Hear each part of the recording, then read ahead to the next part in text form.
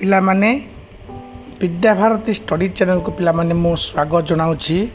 पुणी अनुरोध कर पिला माने वीडियो आरंभ दयाकोरी आपण माने मोर ये विद्याभारती स्टडी चैनल को सब्सक्राइब करंतु पिला माने आपण मान जदि मोर ये स्टडी चैनल को सब्सक्राइब करिवे आपण मोर किछि लॉस हेबो कि एक पैसा मध्य लॉस हेबो नाही। आपण मान जदि एई समय रे मोर वीडियो सुनु सुनु जदि सब्सक्राइब करिवे ना मु लाभनित मु लाभवान हेबी मो मन उत्साहित हेबो मोर सब्सक्राइबर संख्या बढ़िबो मोर समय सार्थक हैला बोली मु जानि पिला माने दया करी आपण माने ए जो वीडियो बनाऊँगी बहुत सुंदर गोटे क्विज प्रोग्राम यहाँ यही क्विज प्रोग्राम को आपण माने शुणिबे लाभवान तो हेबे कि मत भी लाभवान करातु सब्सक्राइब करंतु मोर चैनल को यही मुहूर्त सब्सक्राइब कर दिंतु ना यही मुहूर्त सब्सक्राइब करंतु यही मुहूर्त मो चैनल को सब्सक्राइब करंतु पिला माने कहूची पिला माने आज गांधी जयंती अवसर रे गणी गणी किना हाथ गणती 9 ରୁ 10ଟି एक धाड़िया क्वेश्चन पचारि जहाँ आपण माने कौन सी बही रे पढ़ी नथिबे आउ यह जानिले आपण मान खुशी ही लागिबो आउ अनेक कथा आपण मान जानिछन बोली निजको भी गर्वित अनुभव करिए पिला माने यह कौन सी बही रे मध्य आपण पाइबे नाही। मु बहुत अनुसंधान करी अनेक बही अनेक यूट्यूब सब एमती कलेक्शन शुणी शुणी कलेक्शन करी 10टी पॉइंट स्थिर करछि। ठीक अछि पिला माने मोर एकम प्रश्न हला महात्मा गांधी जहाँकर प्रकृत नाम थिला मोहनदास करमचंद गांधी। ये मोहनदास करमचंद गांधी केउं दिन जन्म होइतिले ये प्रश्न तो मु भावुची हमर तृतीय पिला माने जानिछंती चतुर्थ पंचम षष्ठ सप्तम प्रत्येक श्रेणी पिला माने जानिछंती तेणु से प्रश्न मु पचारिबि नाही। आज गांधी जयंती अवसर रे एति कहबि जे अक्टोबर 2 रे ही महात्मा जन्म होइतिले एति तो किए तो माने असमत हे ना निश्चित भाव में मत समर्थन करेंगे जे 1869 मसीहा अक्टोबर 2 रे महात्मा जन्म होते। ये मोर प्रश्न है क्विज प्रश्न एक प्रश्न आरंभ देखो पिला माने आमे जानिछे अक्टोबर 2 1869 मसीह महात्मा गांधी काठीवाड़ पोरबंदर ठारे जन्म ग्रहण करते एक बढ़िया परिवार रे। ठीक अच्छे 1869 मसीहा अक्टोबर 2 तारीख मन रहा मन रखीचे जानिछे यह क्यों बार माने क्यों दिन थिला क्यों बार सोमवार मंगलवार बुधवार गुरुवार शुक्रवार ना शनिवार ना रविवार थिला यह आपण माने मते शीघ्र कमेंट सेक्शन लिखि जणाइबे। ठीक अछि कहि दोछि पिला माने आंसर जे यह थिला शुक्रवार दिन ए शुक्रवार दिन महात्मा गांधी जन्म होती ताने महात्मा गांधी जन्म तारीख होची अक्टोबर जो 2 बोले हम कहे शुक्रवार दिन पड़ता। ठीक अच्छे आ गोटे प्रश्न महात्मा गांधी को नाथुराम गोडसे संध्या 5:45 रे 30 जनवरी 1948 मसीह 12टा पिस्तल गुली कर 3टी गुली करते 3टी गुली से मृत्युवरण करते हे राम बोली कही टली पड़ते बापू। ये जो 30 जनवरी 1948 मसीहा यह क्यों बार थिला 1948 मसीहा 30 जनवरी यह क्यों बार थिला अक्टोबर 2 शुक्रवार दिन महात्मा जन्म ग्रहण करते शुक्रवार दिन मृत्युवरण करते 1948 मसीहा जनवरी 30 रे क्यों दिन से दिन माने से दिन क्यों बार थिला कौन सी यूट्यूब आप पाइबे ना। देखो केते ओडिया यूट्यूब देखो आपण माने एमि जदि पाइबे साइंस में जनातु जे आपण से यूट्यूब शुणी आपण कहउछन बोली ना मु एवढा सब अनुसंधान करी करी करी करी करी करी मुई 10टी क्वेश्चन तैयार करछि पिला आपण मन खुशी लागिवो देखो पिला माने कि अपूर्व संजोग शुक्रवार दिन अक्टोबर 2 शुक्रवार दिन जन्म होइतिले जनवरी 30 से शुक्रवार दिन ही से मृत्युवरण करथिले 12टा पिस्तल ना होछि 12टा 3टी गुली से प्रयोग करथिले 3टी गुली रे टली पड़ते महात्मा गांधी हे राम बोली कही सेठी ही प्राणवायु उड़ी पड़ता पाखर थे नातुणी मनोबेन थिले। तो पिला माने द्वितीय प्रश्न है आमे समस्ते जानिछे कस्तूरबा गांधी महात्मा गांधी धर्मपत्नी थिले जहाँ को आम समस्ते माने जातिर पिता जातिर माता बोली तुम कहवा ना जहाँ को जीवन संपूर्ण देश सेवा उत्सर्गीकृत होता से कस्तूरबा गांधी पूरा नाम कौन कस्तूरबा गांधी पूरा नाम कौन केतोटी ओडिया यूट्यूब वीडियो आप देखिं मत कमेंट कर जणाइबे कौन सी यूट्यूब ओडिया यूट्यूब वीडियो आप ना शुणी नथिबे मु पचार प्रश्न आपण मानक पिला माने सब्सक्राइब कर दिंतु मो चैनल को सब्सक्राइब कर दिंतु अनुरोध कली हाथ जोड़िले पिले मो चैनल विद्याभारती स्टडी चैनल को सब्सक्राइब कर कहूची पिला माने जे महात्मा गांधी धर्मपत्नी जहाँ को आम कस्तूरबा बा खाली बा बोली कहूचे से कस्तूरबा गांधी प्रकृत नाम कौन थिला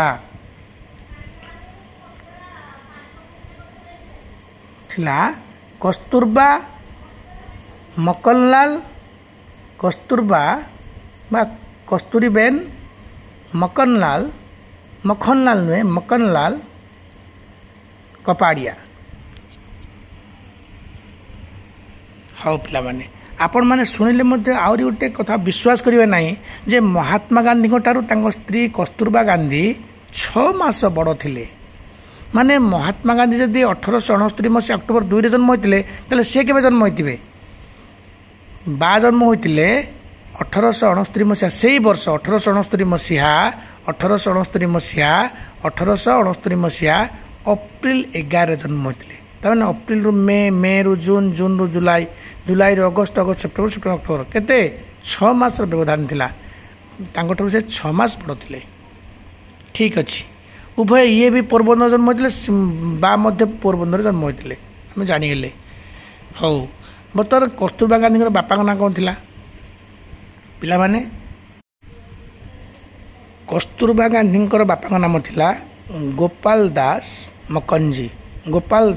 मक्खनजी ठीक अच्छे बर्तमान आउ गोटे प्रश्न है महात्मा गांधी केतोटी पुत्र संतान थिले पिला माने कह महात्मा गांधी केतोटी पुत्र संतान थिले तार केते जण संतान थिले ठीक अच्छे पिला माने कहूची यह आमर तृतीय प्रश्न जे महात्मा गांधी केते जण संतान थिले तार 4टी पुत्र संतान थिले प्रथम पुत्र होचंदी हरिलाल गांधी माणिकलाल गांधी तापर हेले हरिलाल गांधी माणिकलाल गांधी हरिदास आउ देवदास गांधी ठीक अच्छे पिला माने बर्तमान मु गोटे प्रश्न पचारि महात्मा गांधी दादा अब्दुल्ला नामक जड़े मुसलमान व्यवसायी मोकदमा लड़ाई 1892 मसीह दक्षिण आफ्रिका को यात्रा कले सेठारे सी देखिले जे दक्षिण आफ्रिकार इंग्रेज लोक माने कला लोक मान कुली बोली संबोधन करी समस्त को रास्तार चलाई दौना अस्वास्थ्यकर परिवेश मध्य एक संपूर्ण अलग इलाका तैयारी से माने भारतीय माने सेठी रहिबे बोली ए जो वर्ण वैषम्य नीति अपार्थाइड बोली इंग्लिश रे कहते ए वर्ण वैषम्य नीति विरुद्ध सेटा से संग्राम आरंभ कले मतलब मते कहतु महात्मा गांधी द्वारा दक्षिण आफ्रिकार जो प्रथम राजनैतिक कार्यकलाप आरंभ होता ताहा केउं राजनैतिक अनुष्ठान कहतु पिला माने यहाँ 10म श्रेणी एक जीके क्वेश्चन 10म श्रेणी इतिहास प्रथम अध्याय अच्छी गांधी जुगर अच्छी यहाँ कह पिला माने कहूची पिला माने कहूची जे महात्मा गांधी दक्षिण आफ्रिकार जो संग्राम चलला से प्रथम देखिले लोक प्रथम से सजाग करने पड़ो अशिक्षित लोक शिक्षित कराइबा पड़ो तेणु से इंडियन ओपिनियन नाम एक पत्रिका संपादना कले एवं नाटाल भारतीय कांग्रेस नाम एक राजनैतिक अनुष्ठान 1894 मसीह आरंभ करछंती पिला माने वर्तमान पंचम प्रश्न पचारुछि पिला माने जे महात्मा गांधी प्रथम जेल जीवन केउं वर्ष माने प्रथम थर पई महात्मा गांधी केउं मसीह जेल जाइथिले माने देखो आपण मान 10 मिनट पढ़िथिबे जोहान्सबर्ग एम्पायर थिएटर हॉल रे बंदी रखा हैतला किंतु मु कहूछि तांगे अंत 2 दिन बा 3 दिन बा 5 दिन प्रथम जेल जीवन केबे ताहा होछि 1908 मसीहा 1908 मसीहा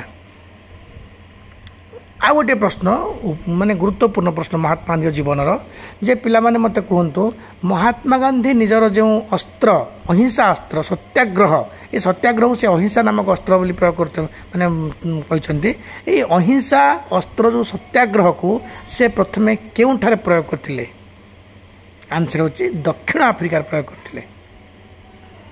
बर्तमान आउ गोटे क्वेश्चन पचार पिला माने नंबर 7 सप्तम नंबर क्वेश्चन जे पिला माने देखंतु महात्मा गांधी 1908 रे प्रथम जेल जीवन माने बितेइछंती जेल रे 3 दिन कि 4 दिन रहछंती मु पछे कहबी से गुडाक किंतु बर्तमान ती कहबा जे महात्मा गांधी तांको सारा जीवन काल भितरे जो से बंचंती माने केते वर्ष 1869 मसिया 1948 मसिया जीवन परिधि मध्य समुदाय केते दिन से जेल रे कटाइछंती समुदाय जीवन समुदाय केते दिन से जेल रे कटाइछंती जीवन समुदाय केते दिन महात्मा गांधी जेल रे कटाई 6 वर्ष 5 मास सब जदि हिसाब करा जाए बोले 6 वर्ष माने वर्ष गला 365 दिन 365 आपण केते 6 वर्ष रे गुणी दियंतु आउ 5 मास माने 1.5 दिन एति मिसाइब एति दिन से जीवन समुदाय जीवन काल एति दिन से जेल रे कटाई छंती।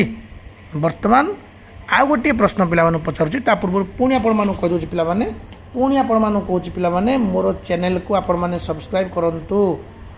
एडी प्रश्न पचारुछि पिला माने आपण माने ए वीडियो जो देखुछंती मोर जो गांधी और से पिलाटी बोले गपटिए मोर ए विद्या भारती स्टडी चैनल रे अपलोड करछि गांधी और से पिलाटी सुंदर गपटिए केड़े सुंदर कहानी दुई भाई भौणी जाई केमती मरु मरु बंचंती महात्मा देखिए बोली अरे महात्मा जदि प्रकृत रे भगवान तांको छुईले केमती लागिवो तांको छुईले जेमती हो तो ताले भगवान छुई सेमती लागिवो ए दिरा पिला सेमती भाबिचंती महात्मा गांधी छुई देले दुई भाई भौणी पाठ बहुत शीघ्र मन रहिबो यही भाविकी जब केमी जाकि पोखरी पानी लुचिक रही मरु मरु बंचती से गपटी आप देखिए सब्सक्राइब कर दिंतु ना प्लीज शीघ्र सब्सक्राइब करंतु।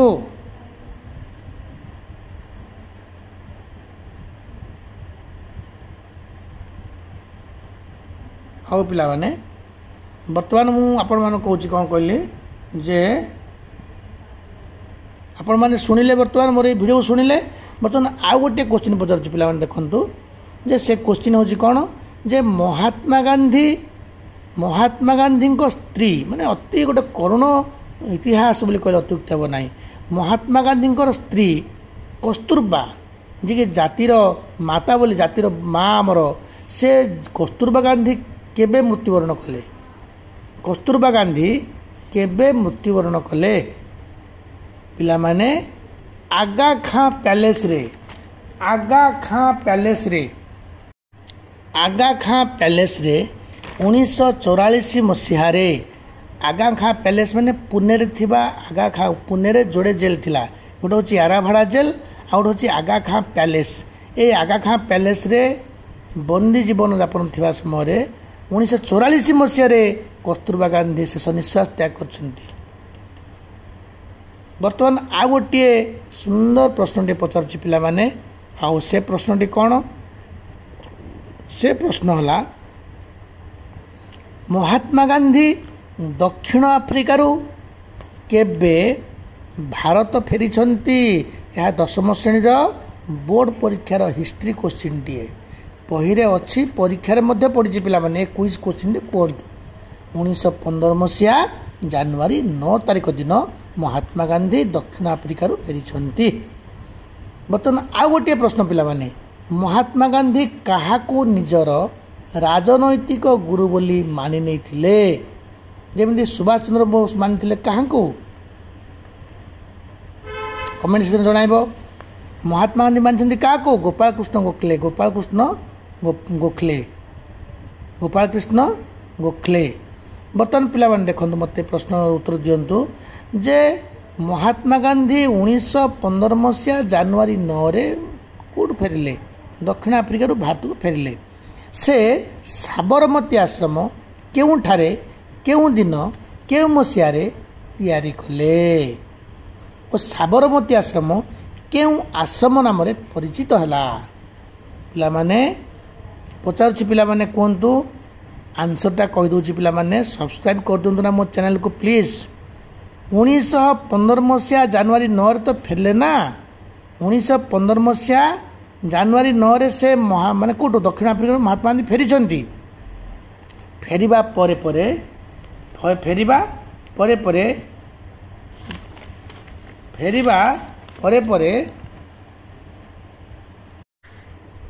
25 ମେ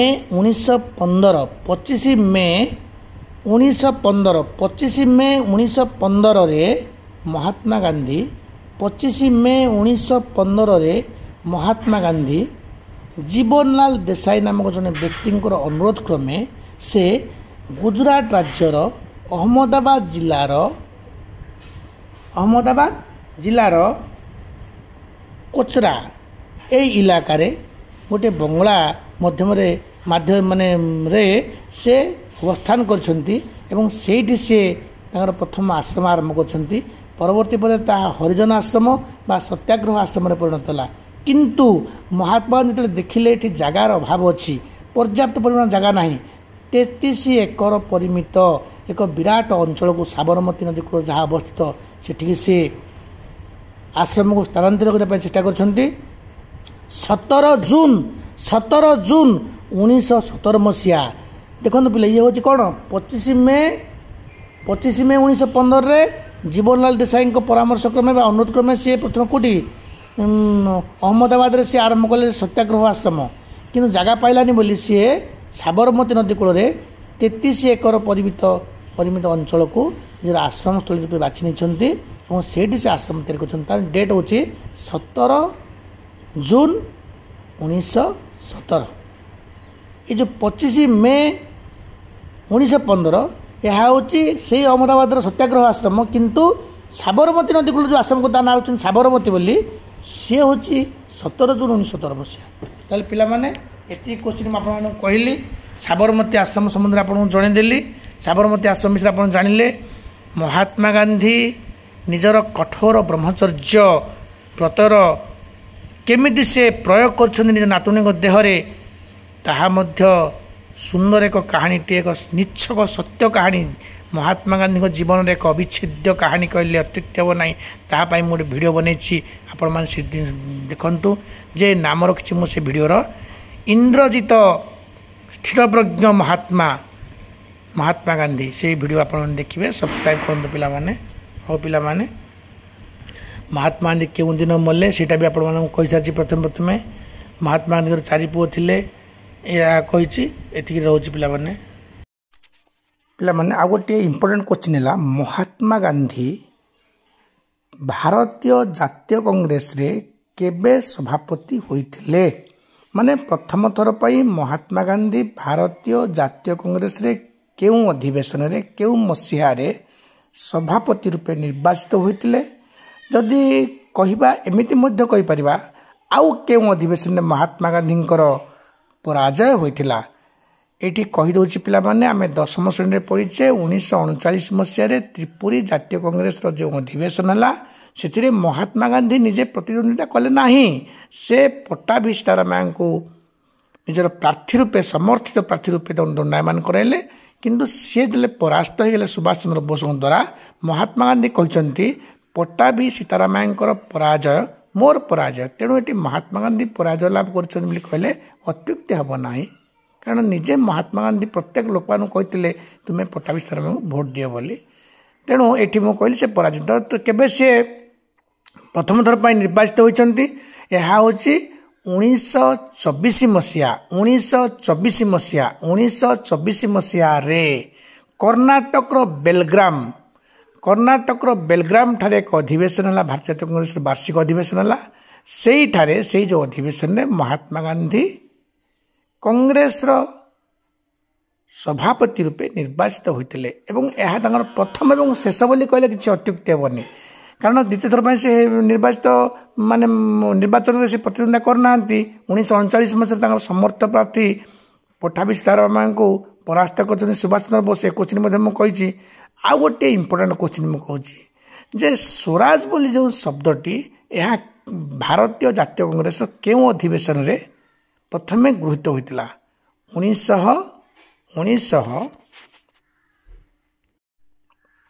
ସ୍ୱରାଜ ଶବ୍ଦଟି 1906 ମସିହାରେ ପ୍ରଥମେ କୋଲକାତା ଅଧିବେଶନରେ ଭାରତୀୟ ଜାତୀୟ କଂଗ୍ରେସର କୋଲକାତା ଅଧିବେଶନରେ ଦାଦା ଭାଇ ନାରୋଜୀଙ୍କ ଅଧ୍ୟକ୍ଷତାରେ ଯେଉଁ ଅଧିବେଶନ ହୋଇଥିଲା ସେହି ଅଧିବେଶନରେ ପ୍ରଥମ ଥର ପାଇଁ ସ୍ୱରାଜ ଶବ୍ଦକୁ ବ୍ୟବହାର କରାଯାଇଥିଲା ଏବଂ 1929 ମସିହାରେ ଲାହୋର ଅଧିବେଶନରେ ପଣ୍ଡିତ ଜବାହରଲାଲ ନେହେରୁଙ୍କ ଅଧ୍ୟକ୍ଷତାରେ ଯେତେବେଳେ ଅଧିବେଶନ ଆରମ୍ଭ ହେଲା ପୂର୍ଣ୍ଣ ସ୍ୱରାଜ ପ୍ରସ୍ତାବକୁ ଗୃହୀତ କରାଯାଇଥିଲା। ଏ ଯୋଡ଼େ କହିଦେଲି। ବର୍ତ୍ତମାନ ଆଉ ଯୋଡ଼ିଏ ଇମ୍ପୋର୍ଟାଣ୍ଟ କ୍ୱେଶ୍ଚିନ୍ ଅଛି ଯେ ଭାରତୀୟ ଜାତୀୟ କଂଗ୍ରେସର କେଉଁ ଅଧିବେଶନରେ ପ୍ରଥମ ମୁସଲମାନ ବ୍ୟକ୍ତି ମାନେ ଜଣେ ମୁସଲମାନ ବ୍ୟକ୍ତି ସଭାପତି ହୋଇଥିଲେ ସେ ହେଉଛନ୍ତି ବାଦରୁଦ୍ଦିନ ତ୍ୟାବଜୀ। ବାଦରୁଦ୍ଦିନ ତ୍ୟାବଜୀ ଭାରତୀୟ ଜାତୀୟ କଂଗ୍ରେସର ପ୍ରଥମ ମୁସଲମାନ ସଭାପତି। ଠିକ୍ ଅଛି ପିଲାମାନେ, ଆଉ ଯୋଡ଼ିଏ ମାତ୍ର ଇମ୍ପୋର୍ଟାଣ୍ଟ କ୍ୱେଶ୍ଚିନ୍ ହେଲା। ଏତିକିରେ ଏଇ କୁଇଜ୍ ଅଧ୍ୟାୟକୁ ଶେଷ କରିବା ଯେ ବହୁତ ଇମ୍ପୋର୍ଟାଣ୍ଟ। ଆପଣମାନେ ଅନ୍ୟ କୌଣସି ୟୁଟ୍ୟୁବରେ ଏମିତି ଦେଖିନଥିବେ, ମନେ ପକାନ୍ତୁ, ସର୍ଚ୍ଚ କରନ୍ତୁ। କୌଣସି ଓଡ଼ିଆ ୟୁଟ୍ୟୁବ୍ ଚ୍ୟାନେଲ୍ ଯଦି ଏମିତି କହିଥିବ ଆମର କମେଣ୍ଟ ସେକ୍ସନରେ କମେଣ୍ଟ କରିବେ। ତେଣୁ ଦୟାକରି ମୁଁ ଆପଣଙ୍କୁ ହାତ ଯୋଡ଼ି ଅନୁରୋଧ କଲି ମୋର ୟୁଟ୍ୟୁବ୍ ଚ୍ୟାନେଲକୁ ଏଇ ମୁହୂର୍ତ୍ତରେ ସବସ୍କ୍ରାଇବ୍ କରନ୍ତୁ। ଦେଖନ୍ତୁ ପିଲାମାନେ, ବନ୍ଦେ ମାତାରାମ ଏଇ ଯେଉଁ ଗୀତକୁ କେଉଁଠାରେ ପ୍ରଥମ ଥର ପାଇଁ ଗାନ କରାଯାଇଥିଲା? ଏହା ଉତ୍ତର ହେଉଛି 1906 ମସିହାରେ କୋଲକାତା ଅଧିବେଶନରେ ମାନେ ଭାରତୀୟ ଜାତୀୟ କଂଗ୍ରେସର କୋଲକାତା ଅଧିବେଶନରେ 1906 ମସିହାରେ ପ୍ରଥମ ଥର ପାଇଁ ବନ୍ଦେ